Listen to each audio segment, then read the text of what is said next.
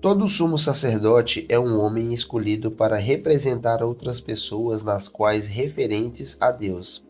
Ele apresenta ofertas e sacrifícios pelos pecados e é capaz de tratar com bondade os ignorantes e os que se desviam, pois está sujeito às mesmas fraquezas. É por isso que precisa oferecer sacrifícios pelos próprios pecados, bem como pelos pecados do povo. Ninguém assume essa posição de honra por si só. Ele deve ser chamado por Deus, como aconteceu com Arão. Por isso, Cristo não tomou para si a honra de ser sumo sacerdote, mas foi Deus que lhe concedeu essa honra, dizendo: Você é meu filho, hoje eu o gerei.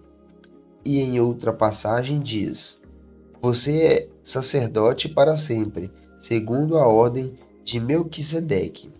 Enquanto Jesus esteve na terra, ofereceu orações e súplicas, em alta voz e com lágrimas. Aquele que podia salvá-lo da morte e suas orações foram ouvidas por causa de sua profunda devoção. Embora fosse filho, aprendeu a obediência por meio de seu sofrimento.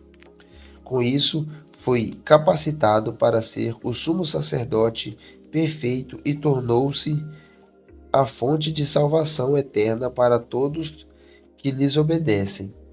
E Deus designou o sumo sacerdote segundo a ordem de Melquisedeque. Apelo ao crescimento espiritual. Há muito mais que gostaríamos de dizer a esse respeito, mas são coisas difíceis de explicar, sobretudo porque vocês se tornaram displicentes acerca do que ouvem. A esta altura, já deveriam ensinar a outras pessoas e, no entanto, precisam que alguém lhes ensine novamente os conceitos mais básicos da palavra de Deus. Ainda precisam de leite e não podem ingerir alimento sólido.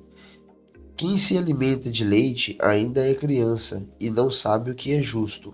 O alimento sólido é para os adultos, que pela prática constante são capazes de digerir entre certo e errado. Portanto, deixemos de lado os ensinamentos básicos a respeito de Cristo e sigamos em frente, alcançando a maturidade em nosso entendimento. Certamente não precisamos lançar novamente os alicerces, ou seja, o arrependimento das obras mortas à fé em Deus, o batismo, a imposição de mãos, a ressurreição dos mortos e o julgamento eterno.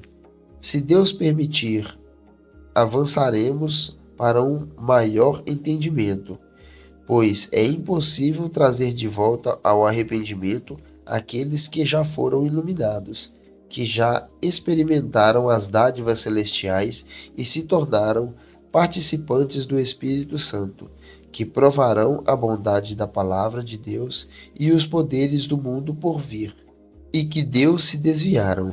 Sim, é impossível trazê-los de volta ao arrependimento, pois, ao rejeitar o Filho de Deus, eles voltaram a pregá-lo na cruz, expondo-o à vergonha pública. Quando a terra absorve a chuva que cai e produz uma boa colheita para o lavrador, recebe a bênção de Deus. Mas se a terra produz espinhos e ervas daninhas, para nada serve, sendo logo amaldiçoada e, por fim, queimada. Amados, embora estejamos falando dessa forma, na realidade não cremos que se aplique a vocês. Temos certeza de que estamos destinados às coisas melhores que pertencem à salvação, pois Deus não é justo. Não se esquecerá de como trabalharam arduamente para ele e lhe demonstrarão seu amor ao cuidar do povo santo, como ainda fazem. Nosso desejo é que vocês continuem a mostrar essa mesma dedicação até o fim, para que tenha plena certeza de sua esperança. Assim não se tornarão displicentes, mas seguirão o exemplo daqueles que por causa de sua fé e perseverança herdarão as promessas. As promessas de Deus dão esperança. Considerem a promessa de Deus a Abraão. Uma vez que não havia ninguém superior por quem jurar, Deus jurou por si mesmo, disse ele: certamente o abençoarei e multiplicarei grandemente seus descendentes. Então Abraão esperou com paciência e recebeu o que lhe fora prometido. Quando a pessoa faz um juramento, invoca alguém maior que ela, e sem dúvida o juramento implica uma obrigação. Deus também se comprometeu por meio de um juramento para que os hebreus da promessa tivessem plena convicção de que ele jamais mudaria de ideia. A promessa e o juramento não podem ser mudados, pois é impossível que Deus minta.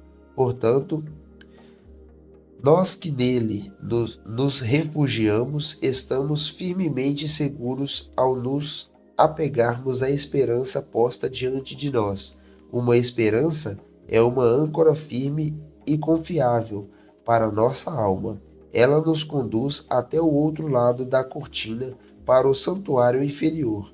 Jesus já entrou ali por nós. Ele se tornou nosso eterno sumo sacerdote, segundo a ordem de Melquisedeque.